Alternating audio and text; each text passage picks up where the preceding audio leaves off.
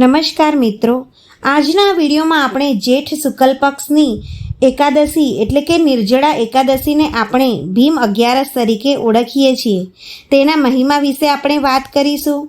કહેવાય છે કે સતયુગમાં 10 વર્ષ તપ કરવાથી, ત્રેતાયુગમાં 1 વર્ષ તપ કરવાથી, દ્વાપર યુગમાં 1 મહિનો તપ કરવાથી જેટલા પુણ્ય ફળની પ્રાપ્તિ થાય છે એટલું કળિયુગમાં આપણે માત્ર 1 દિવસનું આ વ્રત કરવામાં આવે તો તેના જેટલું જ પુણ્ય ફળ મળે છે. અને જો કોઈ સર્વોત્તમ તપ હોય તો આ એકાદશીના વ્રતનું. આ એકાદશીનું વ્રત કરવાથી વર્ષની બધી જ એકાદશીનું વ્રતનું ફળ મળી જાય છે. તો આ એકાદશીનું વ્રત અવશ્ય કરવું જોઈએ. એકાદશીનું આ વ્રત કરવાથી આપણા જીવનમાં સમૃદ્ધિ આવે છે, સુખ શાંતિ મળે છે, તેમજ પરિવાર વચ્ચે પ્રેમ પણ વધે છે. આ એકાદશીના દિવસે નિર્જળા વ્રત કરવાનું વિશેષ મહત્ત્વ છે, એટલે કે જળ ગ્રહણ કર્યા વગર વ્રત કરવાનું. જો આપ આ રીતે વ્રત ન કરી શકો તો પોતાની ક્ષમતા અનુસાર ફળાહાર લઈને એક ટાણું કરીને પણ આ વ્રત કરી શકો છો. પરંતુ ધ્યાન એટલું રાખવાનું કે આ દિવસે ચોખા નહીં ખાવાના, તેમજ કઠોળનું સેવન ન કરવું જોઈએ કે વ્રત નથી કરતા તેને આ વાત ખાસ ધ્યાનમાં રાખવી. આ એકાદશી વ્રતના નિયમોનું યોગ્ય રીતે પાલન કરીને વ્રત કરવામાં આવે તો અવશ્ય તે વ્યક્તિને ભગવાન શ્રી હરિની કૃપા પ્રાપ્ત થાય છે, તેમના આશીર્વાદ મળે છે અને મૃત્યુ પછી મોક્ષની પ્રાપ્તિ થાય છે. સાથે સાથે વૈકુંઠ લોકમાં પણ જગ્યા મળે છે અને ભગવાનની સેવા કરવાનો અવસર પ્રાપ્ત થાય છે. આ એકાદશીના દિવસે શ્રીનાથજીની હવેલીમાં નૌકા વિહારના પણ દર્શન થાય છે. તેથી ત્યાં જવું જોઈએ અને ભગવાનની સેવા કરવી જોઈએ. ત્યાં લોકો ભગવાનનો શણગાર કરતા હોય તેમાં મદદ કરવી જોઈએ. એટલે કે આજના દિવસે ભગવાનની ભક્તિ કરીને દિવસ પસાર કરવાનો હોય છે. આજના દિવસે ભગવાન વિષ્ણુ અને માતા લક્ષ્મીની પૂજા કરવાની હોય છે. જરૂરી નથી કે આપ ભગવાનની 1650 વિધિથી પૂજા કરો. ભગવાનને માત્ર 2-3 ફૂલ, તુલસી પાન, ધૂપદીપ કરીને પણ પૂજા કરી શકો છો. જો આપનો ભાવ સાચો હશે તો ભગવાન જરૂરથી આપની પૂજાનો સ્વીકાર કરશે અને ભોગનો સ્વીકાર કરશે અને આપણને તે પૂજાનું ફળ પણ મળશે. આજના દિવસમાં જ્યારે પણ સમય મળે ત્યારે ઓમ નમો ભગવતે વાસુદેવાય મંત્રનો જાપ કરવાનો અથવા ભગવાન શ્રી વિષ્ણુના કોઈ પણ એક સ્ત્રોત પાઠ કરવાનો, એટલે કે વિષ્ણુ સહસ્ત્રનો પાઠ કરવાનો છે. નારાયણ કવચ, શ્રી દામોદર સ્ત્રોત, ભગવદ્ ગીતા વગેરે જેવા ધાર્મિક પુસ્તકો પણ આજના દિવસે વાંચી શકો છો. દરેક એકાદશીએ દાન કરવાનું મહત્ત્વ હોય છે કે જેમાં આ એકાદશીમાં જળદાનનું ખૂબ જ મહત્ત્વ દર્શાવ્યું છે. તો આપણને આ વ્રતનું ઉત્તમ ફળ પ્રાપ્ત થાય છે. પશુ પક્ષીઓને પાણી પીવડાવવું જોઈએ. એકાદશીનો આ પવિત્ર એક દિવસ છે કે જેમાં ભગવાન શ્રી કૃષ્ણને પ્રિય છે. થઈ શકે તેટલા સારા કામ કરવાના. તો મિત્રો, આ રીતે નિર્જળા એકાદશીનું મહત્ત્વ બતાવવામાં આવ્યું છે. તો આવો હવે આપણે એકાદશીના વ્રતની કથા વાર્તા સાંભળીએ. નિર્જળા એકાદશી જેઠ માસના શુક્લ પક્ષમાં આવે છે. તેનું મહાત્મય બ્રહ્મ વ્રજ યાત્રા પુરાણમાં વર્ણવાયું છે. એક સમયે પાંડુ પુત્ર ભીમસેને વ્યાસ મુનિને પ્રશ્ન કર્યો કે હે પિતામહ, મોટાભાઈ યુધિષ્ઠિરે કુંતી માતા, સતી દ્રૌપદી, અર્જુન, નકુળ, સહદેવ એ બધા એકાદશીને દિવસે ભોજન ગ્રહણ કરતા નથી અને મને પણ હંમેશા એ દિવસ ભોજન માટે મનાઈ કરે છે. પરંતુ મારાથી અન્ન વિના રહી શકાતું નથી. હું આ દિવસે દાન આપી શકું છું, ભગવાનની પૂજા પણ કરી શકું છું, પરંતુ ઉપવાસ કરી શકવાને અશક્તિમાન છું.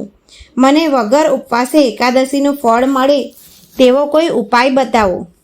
ભીમના આ શબ્દો સાંભળી મહર્ષિ વ્યાસે કહ્યું કે માનવ જીવનના કલ્યાણ માટે તેમજ અંતઃકાળ વિષ્ણુલોકની પ્રાપ્તિ માટે દરેક માસના શુક્લ પક્ષ અને કૃષ્ણ પક્ષની એકાદશીનું વ્રત દરેકે કરવું જ જોઈએ. આ વ્રત કર્યા સિવાય માનવ માત્રનું કલ્યાણ થતું નથી. મહર્ષિ વ્યાસજીના આ શબ્દો સાંભળી ભીમે ભયભીત બનીને કહ્યું કે હે પ્રભુ, મારા માટે તો વ્રત કરવું અને દરેક માસમાં 2 દિવસ ભૂખ્યા રહેવું એ મૃત્યુથી પણ વધુ છે. મારા પેટમાં વૃક નામનો અગ્નિ ધગધગે છે. હું જ્યારે ઘણું બધું અન્ન ખાઉં છું ત્યારે જ તે શાંત થાય છે. છતાં મહા મહેનતે સંયમ રાખી વર્ષમાં કદાચ એકાદ ઉપવાસ કરી શકું. એટલે કે વર્ષમાં એકાદ એકાદશી કરી શકાય તેમ હોય તો તે કૃપા કરીને મને કહો. ભીમની વાત સાંભળી મહર્ષિ વ્યાસે જણાવ્યું કે ઠીક છે, હું બતાવું તે તું વ્રત કરજે. આ એક જ વ્રતનું પુણ્યફળ દરેક માસની બધી એકાદશી કરતાં અતિ શ્રેષ્ઠ છે. ભીમ અતિ ઉત્સાહમાં આવી ગયો અને બોલ્યો કે હે પ્રભુ, તમે મને જલ્દીથી આ વ્રત વિશે કહો. મહર્ષિએ કહ્યું કે આ વ્રત જેઠ માસના શુક્લ પક્ષમાં આવતી નિર્જળા એકાદશીનું છે. આ એકાદશીએ કશું જ ખાવું નહીં, જળ પણ લેવું નહીં તો વ્રત તૂટી જાય છે. એકાદશીના દિવસે સૂર્યોદયથી દ્વાદશીના સૂર્યોદય સુધી પાણી, અન્ન, ફળાહાર લેવા નહીં. જે શ્રદ્ધાપૂર્વક આ વ્રત કરે તો વર્ષની બધી જ એકાદશીનું પુણ્ય ફળ મળે છે. તેથી એકાદશીના આગલે દિવસે, દશમના દિવસે સંકલ્પ કરજે. માનસિક રીતે મજબૂત થજે અને વ્રત પૂર્ણ કરવા તત્પર રહેજે. આ વ્રત કરવાથી સઘળા તીર્થ સ્થાનોનું પુણ્ય ફળ મળે છે. યમદૂતના દર્શન થતા નથી, પરંતુ વૈકુંઠમાં લઈ જવા પીળા વસ્ત્ર પહેરેલા વિષ્ણુના દૂતો આવે છે. હે વાયુપુત્ર ભીમ, વધુ તો તને હું શું કહું, પરંતુ દરેક એકાદશીમાં ફળાહારને પણ વર્જિત ગણવામાં આવ્યું છે.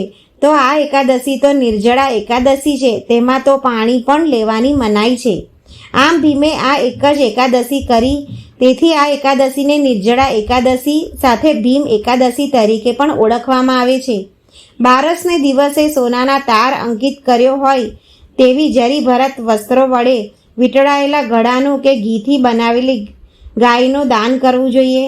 જપ, તપ, હોમ, વસ્ત્ર, અન્ન દાન કરવું જોઈએ. આમ આ નિર્જળા એકાદશીનું મહત્વ સવિશેષ મળે છે. મહાભારત અને પદ્મ પુરાણમાં નિર્જળા એકાદશીનું મહાત્મ્ય દર્શાવ્યું છે.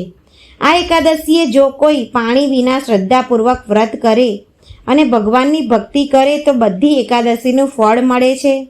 જળ પણ ન લેવાય, તેથી નિર્જળા એકાદશી કહેવાય છે. ભીમે જળ લીધા વિના આ એકાદશી કરી હતી, પરંતુ શ્રી કૃષ્ણના કહેવાથી શ્રી યમુનાજીનું પૈપાન કર્યું હતું, છતાં નિર્જળા એકાદશી ગણવામાં આવે છે. ભીમે શ્રી કૃષ્ણના અને મહર્ષિ વ્યાસજીના કહેવાથી નિર્જળા એકાદશીનું વ્રત કર્યું અને કુંભમાં જળ ભરી સુવર્ણ મૂકી તેનું અને ગૌદાન પણ કર્યું. અને તેથી જ મર્યાદા માર્ગમાં એકાદશીએ કરેલા જપ, તપ, દાન, ભજન, પૂજન, હોમ બધું અક્ષય હોવાથી યમદૂતો પણ લઈ જઈ શકતા નથી, પરંતુ વૈકુંઠમાંથી ભગવાન શ્રી વિષ્ણુના પારદર્શો આવે છે, તેથી વૈકુંઠ ધામ મળે છે. આમ મહાભારત અને પદ્મ પુરાણમાં નિર્જળા એકાદશીનું ખૂબ જ મહત્વ દર્શાવવામાં આવ્યું છે. જો મિત્રો તમને આ વ્રતકથા પસંદ આવી હોય તો આ વિડીયોને લાઈક કરો, તમારા સગા સંબંધીઓ સાથે આ વિડીયોને શેર કરો. આવી જ આધ્યાત્મિક માહિતી ધરાવતા વિડીયો જોવા માટે ચેનલને સબસ્ક્રાઈબ જરૂર કરો અને કોમેન્ટ બોક્સમાં જય શ્રી કૃષ્ણ જરૂર લખો.